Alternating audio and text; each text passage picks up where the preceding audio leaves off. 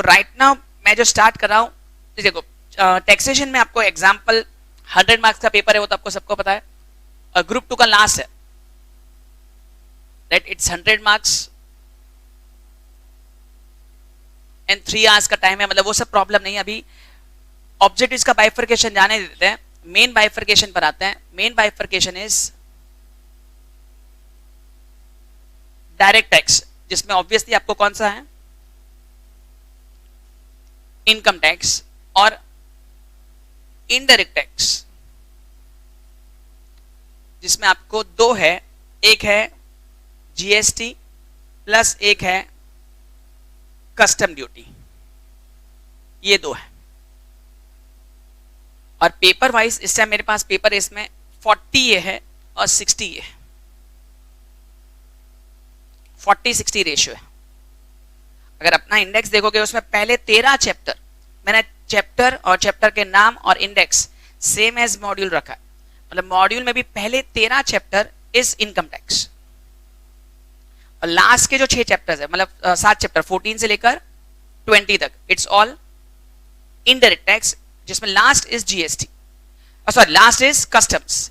Customs है ना बहुत कम पूछता है, मतलब पास्ट देखो मैंने तो last time, it was first year, तो लास्ट टाइम मैंने बेसिक जजमेंट कौन से बेस पर लिया था मालूम है, on the base of professional, क्योंकि प्रोफेशनल में टैक्स था जो निकाल दिया और वो पूरा टैक्स इसमें डाल दिया एग्जीक्यूटिव में, प्रोफेशनल में टैक्स 0 कर दिया और पूरा एग्जीक्यूटिव में डाल दिया, और वही थोड़ा टफ हो गया, क्योंकि प्रोफेशनल का लेवल जो था उसमें टफ लग रहा था, उसको उसमें कितने कन्वर्ट कर दिया एग्जीक्यूटिव में, तो मैंने उसके बेस पर रखा था। तो उन्होंने 5-1 मार्क का ही वो लोग है ना कस्टम पूछते हैं, मतलब वापस अगर रेशियो सोचे तो इनकम टैक्स 60 हो जाता है, जीएसटी 35 हो जाता है, और कस्टम्स 5 पर आता है, राइट। मतलब लेकिन ऐसा भी नहीं है कि कस्टम छोड़ दो, कस्टम का एग्जाम भी एक सम पूछा है, सम तो एक पूछता ही है उसमें भी, clear.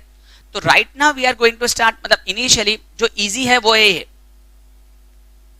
This is easier as compared to income tax.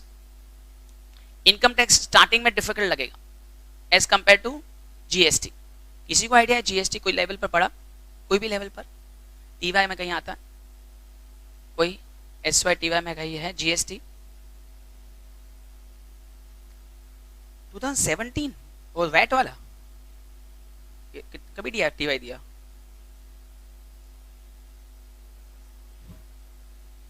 नहीं, मतलब जीएसटी को आए हुए मेरे ख्याल से 5 साल से ज्यादा हो गया, 6 साल हो गया। फर्स्ट जुलाई क्या बोल रहे हो, हाँ हाँ, क्योंकि 1 जुलाई 2017 को आया है और आज 2024 चल रहा है, 23 समझो तो भी 6 साल हो गया, ठीक है। चलो जीएसटी पेज नंबर 247 पर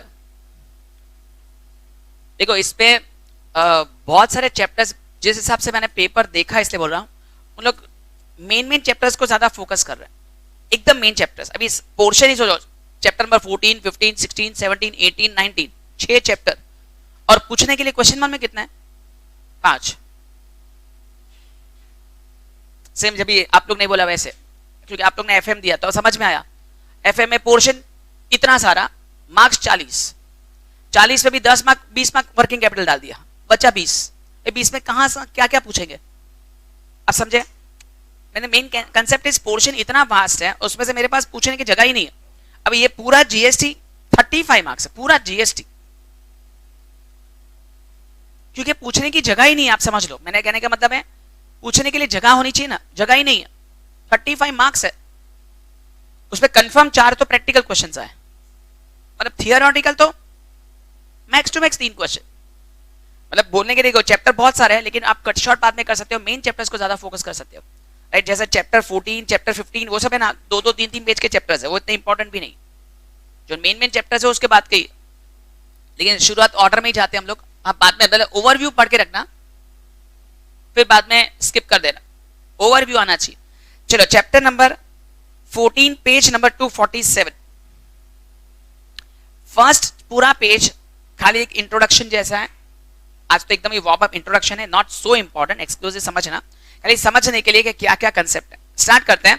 taxation is one of the essential and decisive elements in working of machinery of a nation. The revenue that is collected in the form of taxes used for providing goods and services for public utility, such as Infrastructure, transportation, facilities like rain shelters, common areas, sanitations, and all other amenities which are provided by the government of the country. Two types of taxes levied: direct tax, which is levied directly on income, profession, right, etc. of an individual, and where the tax burden cannot be passed to another person. ये main line. Direct tax है ना, आप burden किसी पर डाल नहीं सकते. Indirect tax burden किसी पर डाल सकते हो. मतलब एग्जांपल, अगर इनकम टैक्स है ना तो मेरा टैक्स मुझे भरना है, लेकिन जीएसटी है ना वो मेरा जीएसटी मैं आपसे ले लूंगा. एग्जांपल, अगर सपोज मैं आपसे फीस ले रहा हूं तो मेरा इनकम बढ़ रहा है, तो इनकम का जो टैक्स आएगा ना वो मुझे ही भरना है, लेकिन वो फीस पर जो जीएसटी आएगा ना वो मैं आपसे ले लूंगा. And that is a rights given to that person. हर एक पर्सन को, मतलब even though the tax burden is mine but I can receive from you. कौन सा टैक्स? जीएसटी, मतलब इनडायरेक्ट टैक्स. लेकिन डायरेक्ट टैक्स में क्या, मैं आपसे नहीं ले सकता. मतलब अजम्पशन पर कि अगर निर्मला सीतारमण ने इनकम टैक्स बढ़ा दिया तो मेरा ही बर्डन बढ़ेगा, लेकिन अगर जीएसटी बढ़ा दिया, जैसे कि समझो अज्यूम करो कि 18% जीएसटी अभी है, आपको मैंने फीस बोला, उसमें मैंने ऐड 18% जीएसटी करके बोला, लेकिन अगर वो रेट कल उठ के सपोज 20% हो जाता है तो यू आर लायबल टू पे 20%. अभी आप ये नहीं बोल सकते हो आपने तो 18% लिया था, अलग बात है, उधर चेंज हुआ तो ये चेंज हो जाएगा, लेकिन इनकम टैक्स में ऐसा नहीं है. जीएसटी में ये सबसे बड़ा खतरा है कि वो कभी भी चेंज हो सकता है. और हर एक जन को डर क्या होता है मालूम है? आने वाला बजट जो भी आएगा, समझो आज जैन 1 फेब को आता है बजट, वो सबसे डेंजरस चीज है इंडिया में. इस टाइम मेरे को मालूम है, सबको पता है इस टाइम बजट अच्छा होगा, सबको पता है. जो साल इलेक्शन होता है वो साल बजट अच्छा होता है, पब्लिक को बस खुश करते हैं, और इलेक्शन खत्म होने के बाद अटैकिंग चालू हो जाता है. ये इंडिया में होता है, लेकिन ये 100% हर बजट के बाद ऐसा होता है. स्टार्टिंग में सब अच्छा, बजट अगर समझो जीत गए उसके बाद वापस चेंज, और यही इंडिया में हो रहा है. क्योंकि उन लोग का नजर यही है कि पब्लिक के पास पैसा है तो पब्लिक से पैसा निकालो, राइट. लेकिन पता नहीं कि किससे चार्ज करना चाहिए, बस वो प्रॉब्लम है. जो लोग भोले लोग हैं, सीधे लोग हैं, वो फंस जाते हैं. कौन है भोले लोग वाले? जो तूने बोला वो जॉब वाले, सैलरी वाले, ये लोग बेचारे कुछ नहीं कर सकते. 1 लाख कमाएंगे तो भी 20 हजार निकाल के लेकर जाएगा, कोई कुछ नहीं करेगा. और जॉब और बिजनेस वाले 5 लाख कमाएंगे तो भी एक भी नहीं भरते, राइट. क्योंकि जॉब वाले के पास कोई चांस ही नहीं बचने का. समझा तेरा क्वेश्चन? सैलरी वाले ये होता है टीडीएस, घर पे जॉब कर रहा है कोई, इसीलिए, राइट. जिसको जॉब कर रहा है उसको पता होता है कि टैक्स कितना हाथ में से ऐसे चले जाते हैं. मतलब घर पे बोला जाता है 1 लाख का सैलरी, लेकिन लेकर आते हैं 80 हजार ही. समझ में आया? This is income tax. ये जो हो रहा है वो income tax. Indirect tax on the other hand is not paid on the direct income of an individual but levied indirectly on the ultimate consumer of goods and services for consumption of goods and service. Hence the former is levied on income whereas later on goods and services. मतलब income tax is on income and GST is on goods as well as services. Hence the former is levied on income. हो गया. In indirect tax immediate burden is on one person and ultimate burden is on some other person, the person who ultimately consumes. इसमें burden उसका खुद का रहेगा, इसमें किसका burden हो जाएगा? जो कंज्यूम करेगा. बस वो मुझे बाद में चेंज सिखाना है कि किस तरह से टैक्स पास ऑन होगा. जो चीज हम लोग कंज्यूम करेंगे वो हर एक पर टैक्स रहेगा.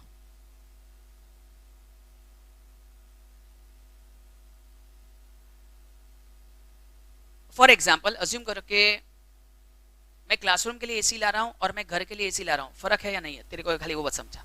एक एक्सपेंस है या कंजम्पशन है?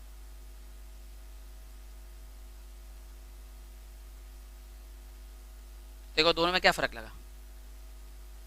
मैं एसी खरीद रहा हूं, बस वो समझना है. जब कुछ कमाने के लिए कुछ खर्चा करना, समझ में आ, वो अलग है. जब मेरे लिए खर्चा करना वो अलग है. हाँ, दोनों में डिफरेंस वही समझाना है मुझे. जो हाँ, बिजनेस में डिफरेंस है. अगर एसी मैं क्लासरूम में डालूंगा तो उसका कॉस्ट मैं आप लोग पर डाल दूंगा. समझा? हाँ, अभी ये जगह समझो मैंने क्लासरूम भाड़े पर लिया, मेरा भाड़ा बढ़ेगा तो कॉस्ट आप पर जाने वाला है. और सेम चीज मेरे घर का भाड़ा होगा तो अलग बात है.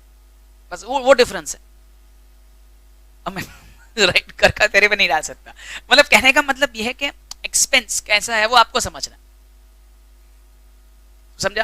Every cost. मैं तू दुकान में भी काम करेगा, जब दुकान खुद का बिजनेस भी करेगा तो तू हर एक को गिनेगा, राइट? तू सोचेगा यहाँ ये कंजम्पशन एक्सपेंस। हम लोग एक्सपेंस और कंजम्पशन को इसलिए सोचते हैं, अगर मेरा बर्डन होगा एसी पर जीएसटी आएगा ना, और मेरे को बर्डन है ना, मैं आप पर पास ऑन करूंगा। लेकिन घर के एसी का बर्डन मैं आप पर पास ऑन नहीं कर सकता। समझ में आया? Same everything. मैं खाली एक ही बात नहीं कर रहा हूं, मैं हर एक चीज की बात। आज फॉर एग्जांपल अज्यूम करो ये बेंचेस लिया या ये चेयर लिया, आई विल कंसिडर, अगर आप लोग ने एफआई जेसी या एसवाई जेसी में फाइनल अकाउंट्स किया होगा या जो भी हो बेसिक्स, एक्सपेंस ये मैंने अगर ऑफिस के लिए लिया तो उसको मैं एक्सपेंस गिनूंगा, असेट में डालूंगा, डेप्रिसिएशन क्लेम करूंगा, सब कुछ करूंगा। लेकिन वो घर पे डालूंगा तो ड्राइंग्स चला जाएगा, तो बिजनेस बुक्स में ही नहीं आएगा वो। तो ये आपको फ्यूचर में समझना, क्योंकि कंजम्पशन अलग है। क्योंकि कंज्यूमर अगर आपने कंज्यूम किया अपने लिए तो वो बर्डन भी आप पर हो जाएगा कंजम्पशन पर।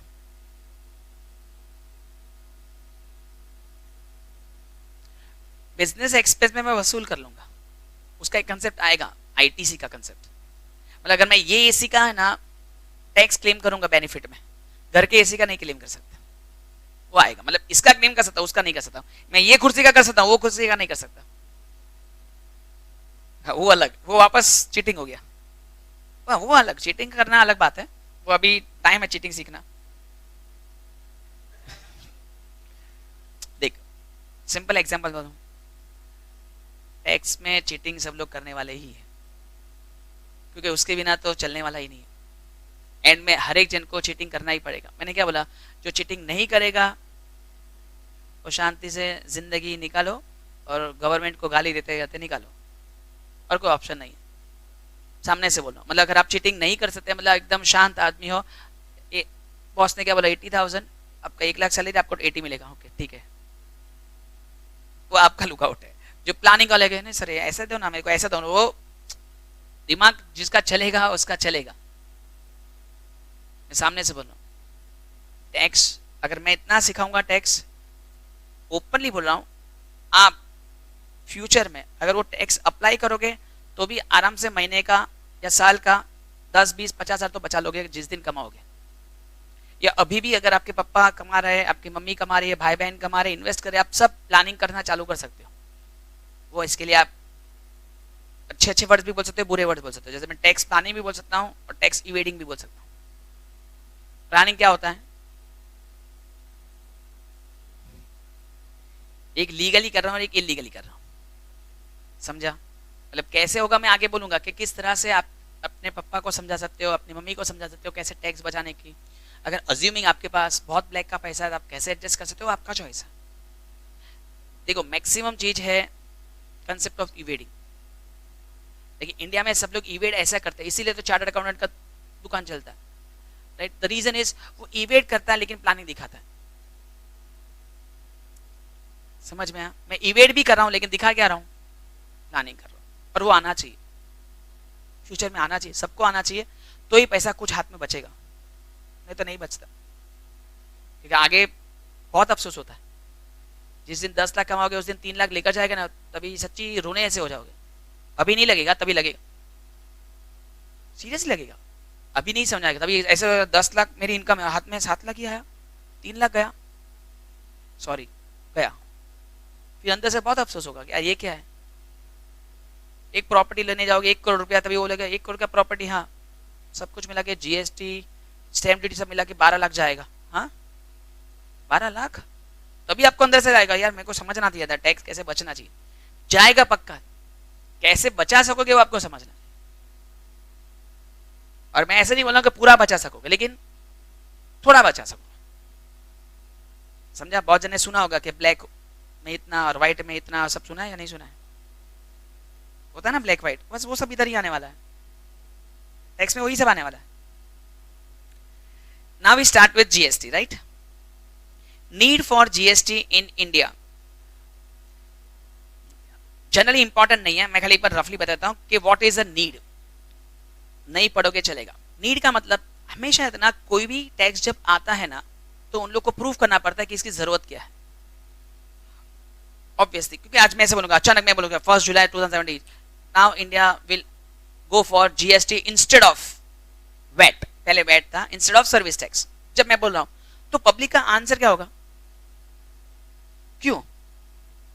तो मेरे को जब मैं क्यों बोलूंगा तो मुझे उसको क्या दिखाना पड़ेगा? उसके फायदे, राइट? और ये हमेशा का रूल है, ये ना टूथपेस्ट की एड जैसा है, कभी भी नया टूथपेस्ट आता पहले से बेहतर, तो पहले क्या कर रहे थे, राइट? मतलब ऐसा होता है पहले से बेहतर, मतलब पहले कुछ खराब था, ऐसा ही हुआ ना। तो सामने वाले को मुझे आदत डालनी है तो मुझे बताना पड़ेगा, देख पहले ये नहीं था, अब इसमें ये है। तो वैसे ही लॉजिक था जीएसटी। उन लोग को लग रहा है जीएसटी के बाद अभी टैक्स है ना, मुझे नहीं लगता नया टैक्स आएगा। अभी मुझे नहीं लगता आने वाले 50 साल में भी जीएसटी को कोई रिप्लेस करेगा, बहुत कम चांस दिख रहा है, राइट? मतलब जीएसटी की रिप्लेसमेंट है ना, वो बहुत बड़ा रिप्लेसमेंट है, उसके बाद नहीं होगा अभी। मतलब अभी आपको टेंशन लेने की जरूरत नहीं है। पहले बहुत जन 2015-16 में बहुत जन घबरा रहे थे, वो हुआ, और वो ही होता है, याद है ना, जब पब्लिक को ऐसी हालत आती है ना, आप तो चलो नसीब लेकर आए हो, जो भी समझो, बहुत जन को हालत बहुत खराब होती है। मतलब एग्जाम्पल दे रहा हूं, 2012-13 जिसको याद हो, 2012-13 में आप लोग तो मेरे ख्याल से 6-7 साल के हो गए, 8 साल के, 10 साल के हो गए, बरोबर? जिसका दिमाग में भी क्या पता नहीं क्या होगा वो टाइम पर, बरोबर ना? उतनी एज होगी ना आप लोग की। वही सोचो, मैं एक एग्जाम्पल दे रहा हूँ, चलो आपको एक उसकी जगह पर अभी एग्जाम्पल दे रहा हूँ। अभी आप पढ़ रहे हो कौन सा? सीएस। अभी आपने कंपनी लॉ का एग्जाम दिया और वो सबका एग्जाम दिया, और अचानक आपको कोई बोलेगा 2025 में कंपनी से एक नया आने वाला है। खाली इमेजिन करो आप कैसे पढ़ते, नहीं खाली इमेजिन तो करो, 2024 में बैठे हम लोग, 23 में बैठे, और बोलेगा 2025 में नया कंपनी से एक आने वाला है, बोलो हाँ? और सोचो आप सीएस बन गए हो तो 23 में, तो और बोलेगा 25 में कंपनी से एक चेंज होने वाला है। खाली इमेजिन करो क्या होता, खाली इमेजिन खाली करो। कहने का मतलब सोचो, जो 12-13 में आप एग्जाम दे रहे थे, जो लोग कंपनी से 1956 पढ़ रहे थे 11-12 में, और अचानक बोलते 2013 कंपनी से जाएगा, आपको लगता है ये क्या अचानक यार, मेरे साथ ऐसा होना था, राइट? इतने साल से पढ़ा, 3-3 अटेम्प्ट देके मैं पास हुआ, और ये हालत, राइट? और मैं आया तभी चेंज हो गया, ऐसा नहीं होता अपने साथ। अपने ऐसा होता ना कि हम लोग ने जो पढ़ा वो चेंज हो जाए, तो सेम इसमें तो सीए लोगों की हालत हुई ना। 2016-17 में, 15-16 में सबने पढ़ा था वैट, सर्विस टैक्स, सब अच्छा किया। 2017 में वैट, सर्विस टैक्स अभी नहीं है, अभी जीएसटी। अभी करूं क्या मैं? बिलीव कर, वापस तो छोड़, मैंने ऐसे लोगों को देखा है, और वाले में कौन? एक्साइज ऑफिसर्स, 15-15 साल से एक्साइज ऑफिसर है, अचानक एक्साइज ड्यूटी निकाल दिया। आपको लगे ये क्या है? हाँ, जॉब, पूरा जॉब गया। ऐसे कितने जन थे 15 साल तक? तू एक्साइज ऑफिसर, तेरा होल्ड था एक्साइज पर, और एक्साइज ड्यूटी निकाल दिया। मतलब सोचो क्या लॉजिक होता होगा वो टाइम पर, ऐसे चेंजेस, मतलब बहुत भारी चेंजेस होता है। ये सब एक्ट ही निकल जाए, आप समझ रहे हो? पूरा एक्ट का एक्ट ही निकल जाए, मतलब क्या? जीरो हो गया सीधा, आपका एक्सपीरियंस, आपका नॉलेज एक साथ जीरो हो गया ऑन द स्पॉट। तो जाके कोई बोल भी नहीं सकता क्या करा था, मैं एक्साइज ऑफिसर था, ठीक है? उसका वैल्यू क्या, उसका प्रोडक्टिविटी जीरो। इंडिया में ये प्रॉब्लम यही तो है, हर एक जगह प्रॉब्लम होता है ना, जब अमेंडमेंट आते हैं, चेंजेस आते हैं। आज आप बोलो मैं तो कितना अच्छा टाइपिस्ट था, अभी क्या बहुत जन का टाइपिस्ट अच्छे थे, और जो अच्छे फोटोग्राफर्स थे, आधे लोग का तो वैल्यू चला गया। बोल अभी जरूरत क्या? आपका प्रॉब्लम यहाँ ये था। जब अच्छी बात, अभी आपको क्या है एडवांटेज, आपको क्या है, अब ये चेंज नहीं होने वाला। अभी आपको वो डरने की जरूरत नहीं है, क्योंकि कंपनीज एक्ट भी 2013 में आया, तो लगता नहीं है कि 20 साल तक चेंज होगा। तो now what was the main concept? Past में ये दो टैक्स थे, देखो, एक है ना वैट था, और एक सर्विस टैक्स था। मैं पहले ये दो टैक्स की बात रहा, ये है ना गुड्स पर था, और ये है ना सर्विसेज पे था, राइट? ये दोनों की जगह पर, ऐसे दो नहीं है, और भी 2-3 है, लेकिन मैं खाली रफली बोल रहा हूं, अभी सब नहीं बोल रहा हूं। ये दो को रिप्लेसमेंट मैंने कर दिया जीएसटी से। तो फायदा क्या हुआ? वैट किस पर था? गुड्स, और सर्विस टैक्स सर्विसेज और जीएसटी दोनों पर। तो सबसे बड़ा प्रॉब्लम क्या सॉल्व हुआ? पहला प्रॉब्लम सॉल्व हुआ द कंसेप्ट ऑफ एडजस्टमेंट, या they use the word set off. मैं एग्जांपल देना, सुनो, एक सिस्टम समझना क्या है। सपोज मैं इससे सर्विस ले रहा हूं और मैं आपको सर्विस दे रहा हूं।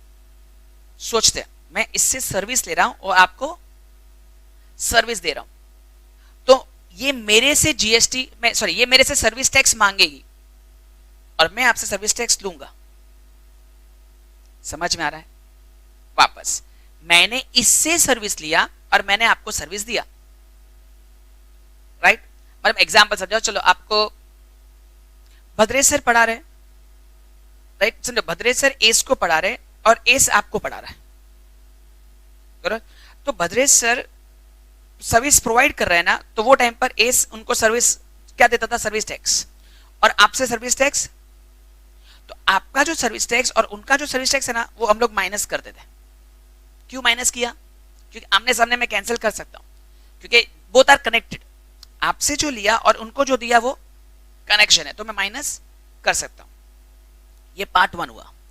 पार्ट 2, अभी सपोज मैं रेडीमेड क्लोथ्स बेच रहा हूं, रेडीमेड क्लोथ्स बेच रहा हूं, तो जब मैंने इससे क्लोथ्स खरीदे, मैं ट्रेडर हूं, मैंने क्लोथ्स खरीदे और मैंने आपको क्लोथ्स बेचे, तो ये मेरे से क्या लेती थी? वेट, और मैं आपसे क्या लेता था? वेट। तो ये वेट के सामने ये वेट मैं फिटूस कर देता था, सेट ऑफ। समझ में आया? यहां तक समझा? Service versus service, goods versus goods, ऐसे होता था पहले जमाने में। अभी 1 मिनट के लिए सोचते हैं, मैं क्लासेस चला रहा हूं, मैंने एसी खरीदा, और मैंने क्या खरीदा? गुड्स, और मैं आपको पढ़ा रहा हूं, मतलब मैं आपसे क्या ले रहा हूं? तो एसी समझो मैंने इससे खरीदा, तो मैंने इसको क्या दिया? वेट, क्योंकि गुड्स है, और मैंने आपसे क्या लिया? तो आया क्या? दिया क्या? Not allowed. क्यों?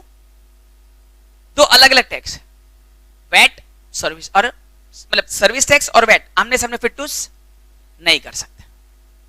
अभी सोचते एट प्रेजेंट, अभी मैंने एसी लिया तो, मैंने आपको पढ़ाया तो, अभी दोनों तो कर सकता हूं। पहले क्या था? गुड्स और सर्विस आमने सामने फिटूस नहीं होता था। अभी एडवांटेज क्या है? क्योंकि दोनों में जीएसटी है, तो आप आमने सामने स्क्वायर ऑफ कर सकते हो। ये बड़ा एडवांटेज हुआ, and that was first.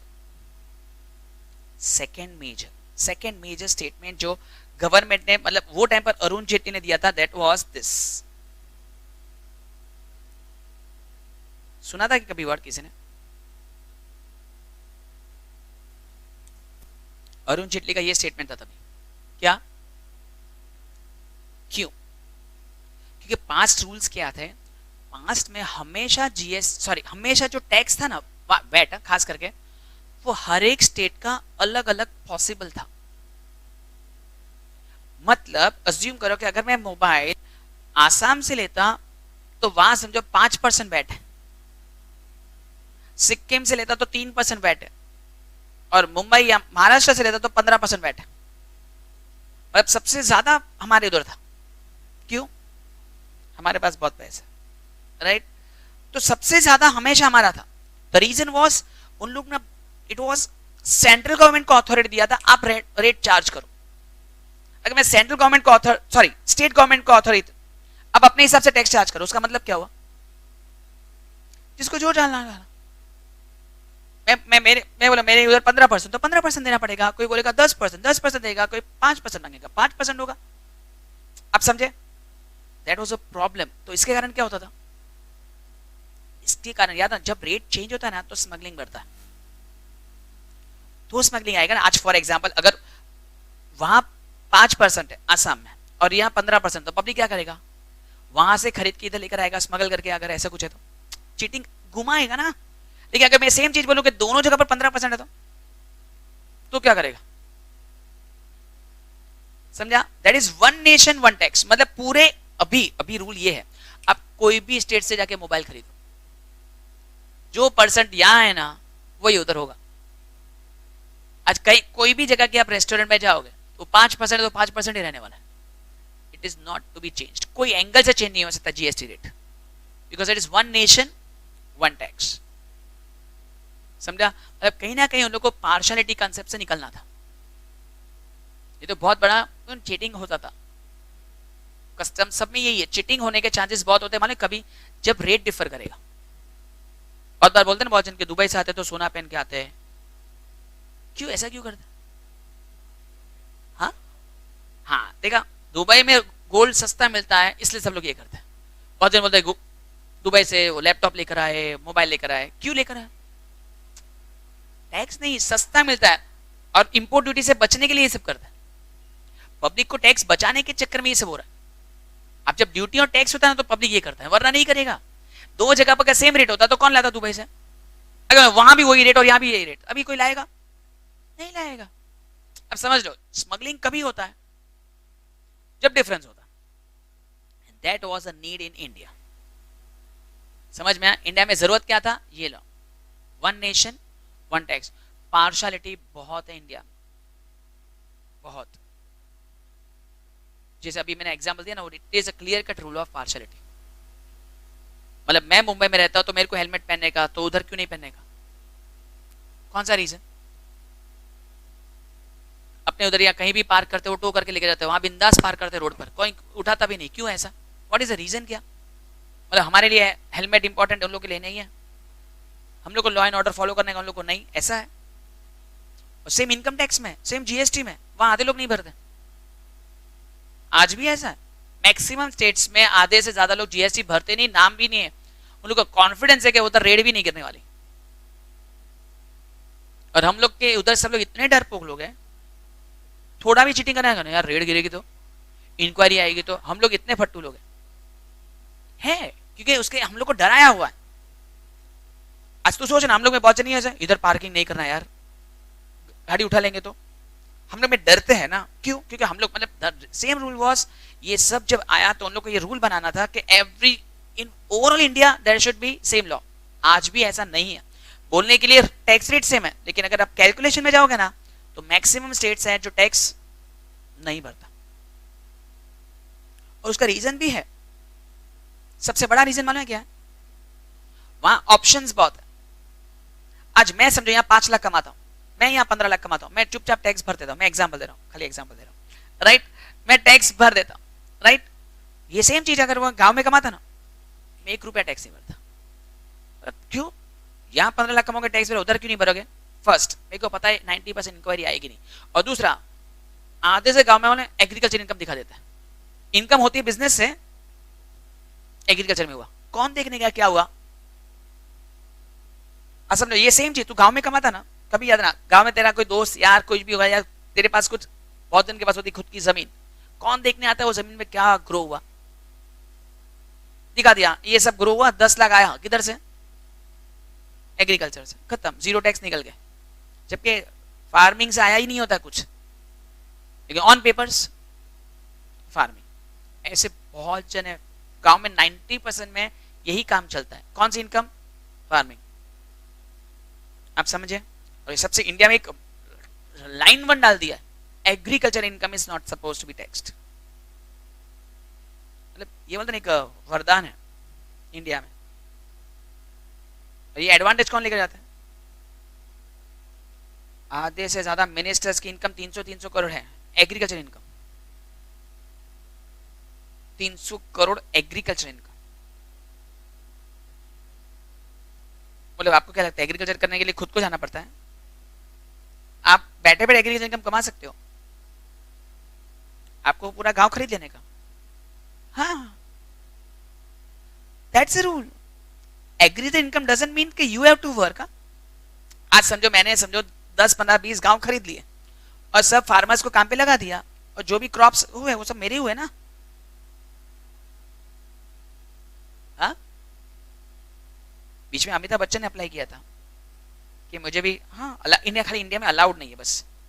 India में राइट नाउ अलाउड नहीं है कि no one can purchase agriculture land until and unless your ancestors were farmers.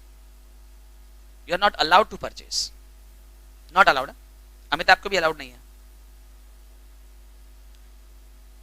मतलब